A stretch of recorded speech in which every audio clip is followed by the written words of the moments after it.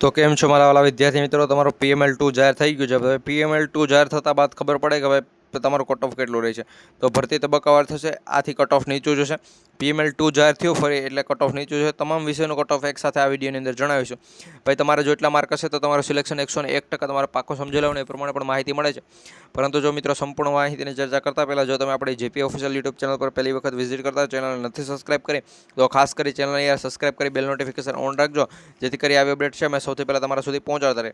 તો મિત્રો ફાઇનલી આપણે વાત કરીએ પહેલાં કે ભાઈ PML2 શા માટે જાહેર કરેલો છે. ભાઈ PML2 શા માટે જાહેર કરેલો છે ઓલરેડી અમે ઘણી વખત કીધેલું પણ છે. ભાઈ PML2 શા માટે જાહેર કરેલું છે, શું થયું હતું, શું ન થયું હતું, ને એના પછી જો મિત્રો હું વાત કરું તો PML2 બાદ કટ ઓફ કેટલો રહેશે એની મેન આ વિડીયોની અંદર ચર્ચા કરીશું. ભરતી તબક્કાવાર થવાની છે એટલે મિત્રો પ્રથમ તબક્કાનું કટ ઓફ તમને જણાવ્યું છે કે તબક્કાવાર કટ ઓફ કેટલું રહેશે અને તમામ વિષયોને એક સાથે તમને કટ ઓફ બતાવીશું. તો આ વિડીયો પર જો નવા હોય તો વિડીયોને પણ લાઈક કરી દેજો. બીજી વખત વિડીયો જોતો હોય તો તમારા બધા મિત્રો સુધી વિડીયો શેર કરી દેજો.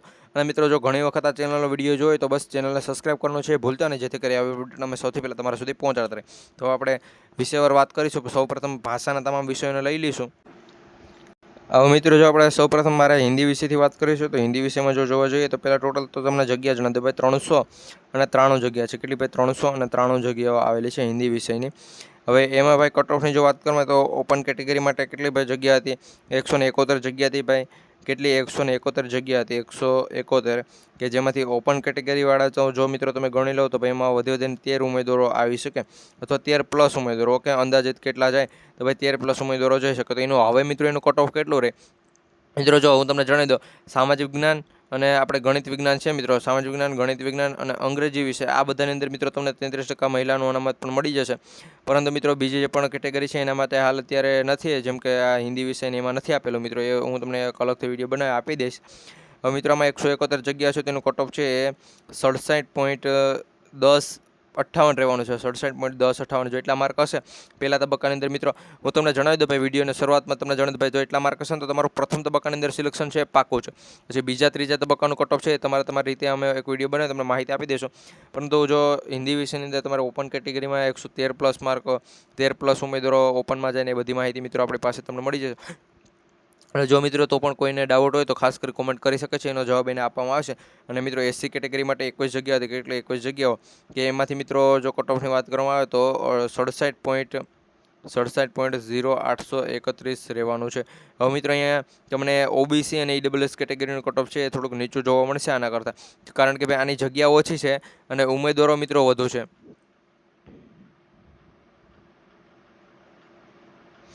આની મિત્રો ફક્ત 21 જગ્યાઓ છે, જ્યારે આના ઉમેદવારો જે પણ છે એ મિત્રો વધુ છે. એના કારણે ભાઈ આનું કટ ઓફ છે કે જે ઊંચું રહેવા પાત્ર છે.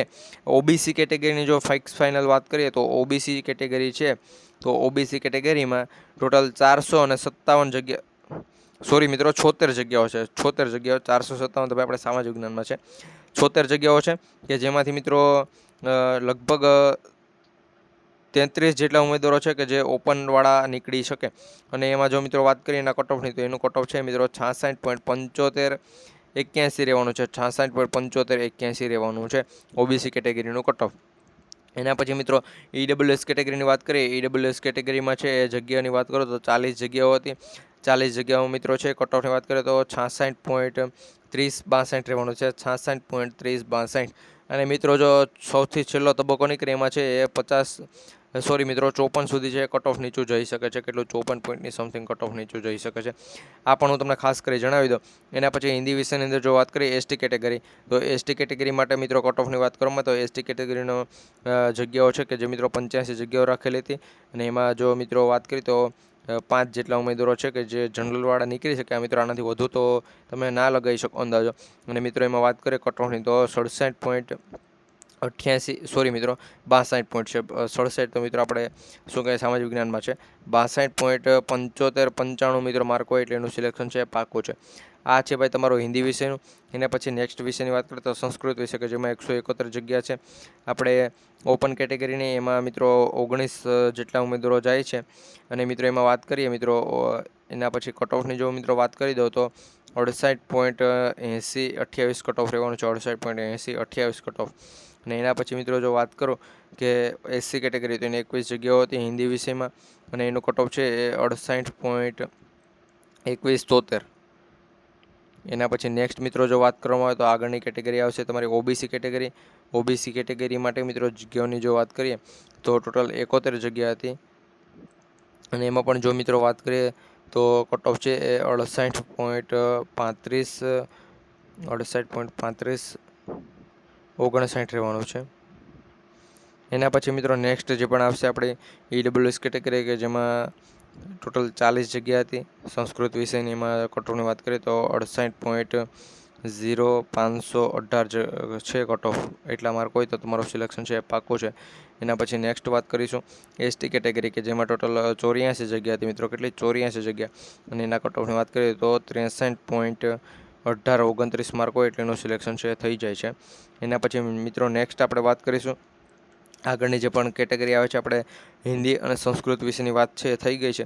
એના પછી મિત્રો ગુજરાતી વિષયની જો વાત કરીએ તો એમાં મિત્રો છે ગુજરાતી વિષયમાં જગ્યાઓને મિત્રો એવો તો તમને ખબર જ હશે, તો હું સીધી જગ્યા કટ ઓફની વાત કરું. જો પહેલાં તો આપણે વાત કરીશું કે ભાઈ જે પણ ઓપન કેટેગરી છે એમાં જો પુરુષ હોય તેને 68.59 માર્ક હોય છે. જ્યારે મહિલા હોય તેને 67 સમથિંગ માર્ક હોય, 67.1531 સમથિંગ માર્ક હોય એટલે એનું સિલેક્શન છે થઈ જવાનું છે.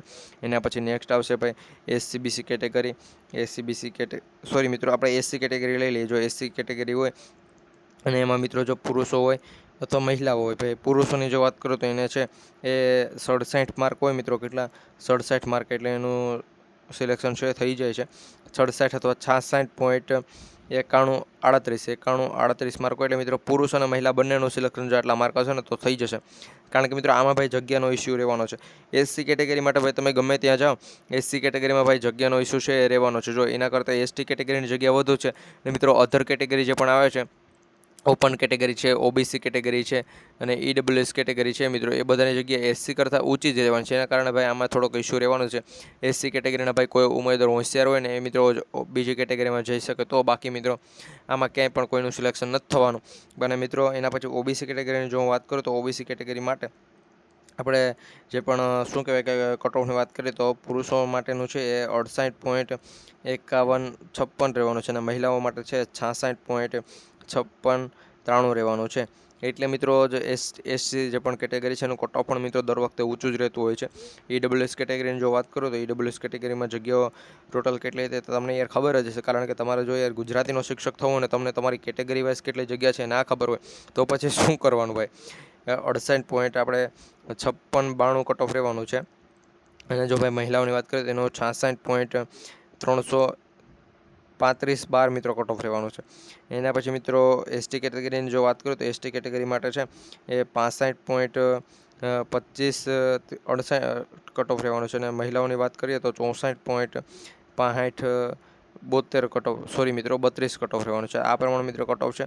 હવે મિત્રો આગળની સામાજિક વિજ્ઞાન અને ગણિત વિજ્ઞાનની વાત કરીએ એ પહેલાં જો મિત્રો ચેનલ પર નવા હોય તો ખાસ કરી ચેનલ સબસ્ક્રાઈબ કરી બેલ નોટિફિકેશન ઓન રાખજો, જેથી કરી આવી અપડેટ છે અમે તમારા સુધી પહોંચાડતા રહીએ. હવે મિત્રો આપણે સામાજિક વિજ્ઞાન અને ગણિત વિજ્ઞાનની વિષયની વાત તો કરી લઈએ, પરંતુ એનું મિત્રો જે પણ હું તમને કહું કે ભાઈ પ્રથમ તબક્કા માટે કેટલો કટ ઓફ છે એ તમે ઓલરેડી એક વિડીયોમાં જણાવેલું છે. એના પછી જો મિત્રો બીજી વાત કરો સામાજિક વિજ્ઞાન અને ગણિત વિજ્ઞાનમાં તબક્કાવાર જે પણ કટ ઓફ છે એ અમે કહી દીધું છે. પરંતુ એમાં બધા કહે છે કે ભાઈ PML2 જે પણ જાહેર થયું છે, ભાઈ PML2 મિત્રો જાહેર થયું છે એના પછી કેટલું કટ ઓફ રહે તો ભાઈ PML2 જો કાલે જ જાહેર થયું છે. તો મિત્રો એના ઉપર આખું એનાલિસિસ કરવું પડે. અને જો મિત્રો તમારે એમણે જો મિત્રો એનાલિસિસ વિનાનું જે પણ કટ ઓફ જોતું હોય સામાજિક વિજ્ઞાન અને ગણિત વિજ્ઞાનનું તો તમને આપવા તૈયાર છે. પરંતુ મિત્રો તમારે એનાલિસિસ સાથેનો અમારે તમને કટ ઓફ આપવો છે તો મિત્રો એના માટે થોડોક સમય લાગશે. એક મિત્રો વિડીયો આવી જશે કે જેની અંદર અમે તમને એનાલિસિસ સાથેનું કટ ઓફ છે એ બતાવવાના છે. તો ચેનલ સબસ્ક્રાઈબ કરી બેલ નોટિફિકેશન ઓન રાખજો, જેથી કરી આવી અપડેટ અમે તમારા સુધી પહોંચાડતા